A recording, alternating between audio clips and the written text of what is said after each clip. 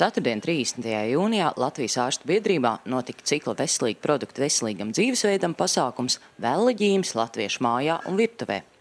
Kamēr biedrības pagalmā notiekošajā tirdziņā katrs varēja iegādāties lauku labumus, tostarp kazas pienu, sieru, kefīru un pat jogurtu, turpat zālē notika diskusija par kazas piena produktu diētiskajām īpašībām. Kāpēc tad vispār ārsti, kāpēc dietologi varētu arī kādam ieteikt šo te kazas pienu?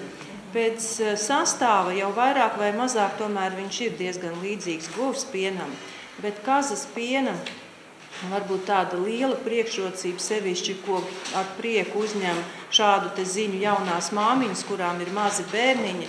Kazas pienā olbaltumu, aminoskābju sastāvs un secība ir daudz līdzīgāki mammas pienam nekā tas ir govs pienā.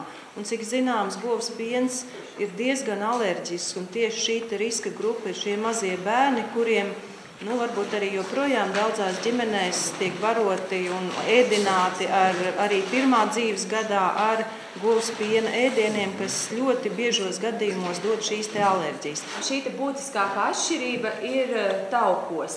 Tauku daudzums ir līdzīgs. Varbūt kazas pienā tauku vairāk kā govs pienā, bet tas, protams, ir atšķirīgs.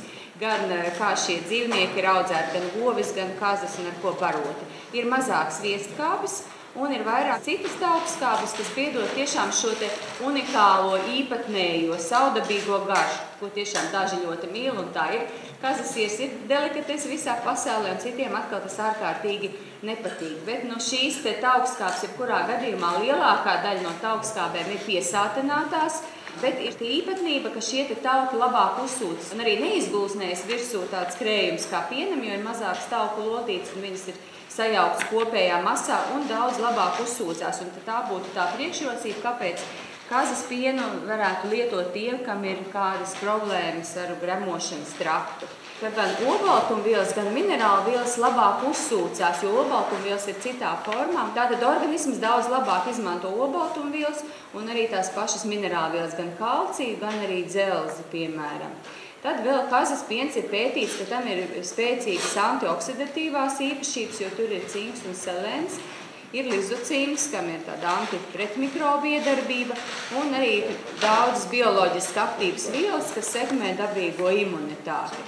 Jāatzīmē, ka kazkopība Latvijā joprojām ir visai maz attīstīta nozare, un kazas piena produktus iegādāties parastos pārtikas veikalos faktiski nav iespējams. Uz doto brīdi ir pārtikas veterinārā dienestā reģistrējušies 2 uzņēmumi, kas ir kā kazas piena pārstrādes uzņēmumi, tas ir Zemnieku saimniecība Līvi un Sijā Līcīši LTD, bet pārējās saimniecības, te jau 18 saimniecības ir pārtikas veterinārā dienestā reģistrējušies kā mājražotāji, un tādā sakarībā lielāko daļu produktus, ko mēs gatavojam, tos var iegādāties vai nu bioloģiskās mazos veikaliņos, tirgu, tirdziņos vai pie pašām saimniecībām.